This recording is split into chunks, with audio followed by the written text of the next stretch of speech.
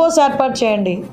ఈ రోజు నుంచే టుడే ఆన్వర్డ్స్ ఆఫ్టర్ 8:39 గుంపులుగా పిల్లలు ఎవరైనా ఉన్నా, గంజాయిలు తీసుకుంటున్నట్టుగా రోడ్డు పక్కన ఉన్న చీకట్లో ఉన్న, మీకు నచ్చిన పని చేయండి అని పోలీసులు వాళ్ళకి నేను క్లియర్ ఇన్స్ట్రక్షన్ ఇచ్చాను.